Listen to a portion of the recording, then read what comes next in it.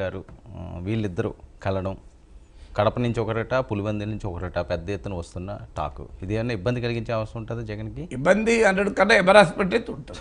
ఎందుకంటే అనివార్యంగా వివేకానంద రెడ్డి హత్య కూడా వస్తుంది. ఇక అది ఎంతసేపు లేదు. ఇక మీరు చూడండి మరికొద్ది రోజుల్లో అది కూడా వస్తుంది. వివేకానంద రెడ్డి హత్య ఎవరు చేశారు, ఎవరు చేయించారు అన్నది మనం వినబోతున్నాం, వెండితెరపై చూడబోతున్నాం ఈ వాదనలు. సో అందువల్ల రోజు రోజుకు రాజశేఖర రెడ్డి కుటుంబంలో ఉండే తగాదాలు ప్రస్ఫుటంగా పబ్లిక్ డొమైన్లో వచ్చిపడుతున్నాయి. అవి రకరకాల కోణాల్లో వచ్చిపడుతున్నాయి. ఇప్పుడు ఒక కోణం, సోనియా గాంధీని ముఖ్యమంత్రి పదవి షర్మిల తరఫున కూడా అడిగారు అని. అంతకుముందు ఈ చర్చ రాలే ఎప్పుడు ఆంధ్రప్రదేశ్ రాజకీయాల్లో. సో ఆమె దానికి క్లారిఫికేషన్ ఉంది. ఇక సునీత మొదటి నుంచి కూడా ఈ విషయంలో జగన్ పట్ల అసంతృప్తిగా ఉన్నమాట నిజం. అసంతృప్తిగా ఉన్నారు కనుకనే సిబిఐ విచారణ అడిగారు. రాష్ట్ర పోలీస్ విచారణ ఆమె నమ్మకం లేదని చెప్పాను. బహిరంగంగానే ఆ సిబిఐకి వెళ్ళారు, సుప్రీంకోర్టు దాకా కూడా వెళ్ళారు కదా. తర్వాత అప్పుడు కూడా పత్రికల్లో వచ్చింది అసలు అవినాష్ రెడ్డిని మీరు వెనకేసుకు రాకూడదు అంటే జగన్ అన్నాడని, ఆయన మనం సపోర్ట్ చేయకపోతే బీజేపీలో చేరుతాడని. సో అందువల్ల అవినాష్ రెడ్డి వాళ్ళ ఫాదర్ భాస్కర్ రెడ్డి పైన సునీత వివేకానంద రెడ్డి కూతురుకు అనుమానం ఉన్నది. ఇది బహిరంగమే కదా అందరికీ. ఆ అనుమానం పట్ల గతంలోనే షర్మిల సానుకూలంగా మాట్లాడారు.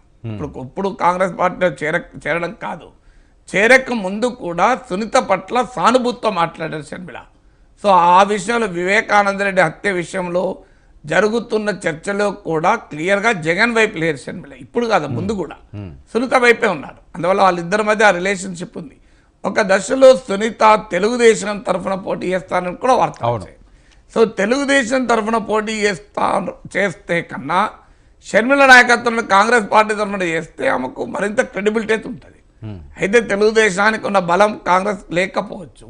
మరి తెలుగుదేశం పులివెందుల లాంటి సీట్లో సునీతకు ప్రత్యక్షంగానో పరోక్షంగానో మద్దతు ఇవ్వచ్చు కూడా, ఆ అవకాశం కూడా ఉంది. ఎందుకంటే సునీత మీద ప్రేమ లేకపోయినా జగన్ పైన కోపంతో. సో అసలు ఆ కుటుంబంలో తగాదాకే కడప ఎంపీ సీట్ కారణం అంటారు. ఎందుకంటే అవినాష్ రెడ్డికి ఇవ్వడాన్ని వివేకానంద రెడ్డి వ్యతిరేకించాడు అని. ఎందుకంటే అది మొదటి నుంచి రాజశేఖర రెడ్డి కుటుంబంతోనే ఉంది. రాజశేఖర రెడ్డి ఎంపీగా ఉండే, వివేకానంద రెడ్డి ఎంపీగా ఉండే, జగన్మోహన్ రెడ్డి ఎంపీగా ఉండే. సో అందువల్ల వివేకానంద రెడ్డి, విజయమ్మ, షర్మిల ఈ ముగ్గురులో ఒకరికి ఉండాలి తప్ప కుటుంబం దాటిపోకూడదని వివేకానంద రెడ్డి ప్రతిపాదించినట్లు దానికి అంగీకరించకుండా భారతీయ తరఫున బంధువులైన అవినాష్ రెడ్డి వచ్చినట్లు ఇవన్నీ మీడియాలో వచ్చినాయి. సో ఇది ఎవరు ఖండించలేదు కూడా వైసీపీ తరఫున కూడా. సో అందువల్ల ఆ రాజశేఖర రెడ్డి బతుకున్నంత కాలం వైఎస్ భారతీ ఇంటర్ఫీరెన్స్ లేదు. ఆమె వైపు నుంచి బంధువులు కూడా ఎలాంటి ప్రభావం చూపలేదు. ఒక్కసారి రాజశేఖర రెడ్డి మరణానంతరం అటువైపు బంధువుల ప్రభావం పెరిగింది. అందుకు ఉదాహరణే విజయమ్మ, వివేకానంద రెడ్డి, షర్మిల కాదని జగన్ అవినాష్ రెడ్డి కడప సీట్ ఇచ్చాడని. అందువల్ల పంచాయతీ అక్కడే మొదలైంది కనుక బహుశా షర్మిల అక్కడే తేల్చుకుంటా అనుకోవచ్చు.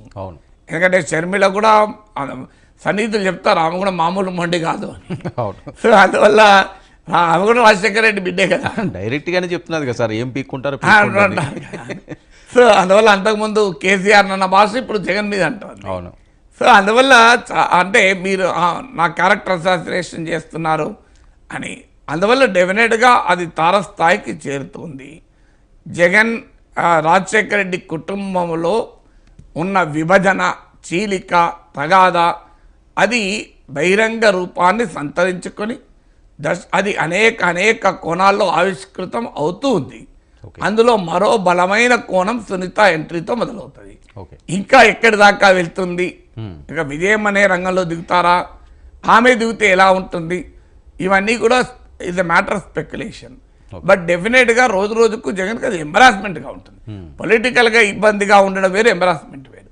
పొలిటికల్గా ఇబ్బంది అంటే అది ప్రజలు పెద్ద ఎత్తున దాన్ని పొలిటికల్ అంశంగా భావించి అందుకు అనుగుణంగా రియాక్ట్ అయితే అది డెఫినెట్గా ఇబ్బందిగా మారుతుంది.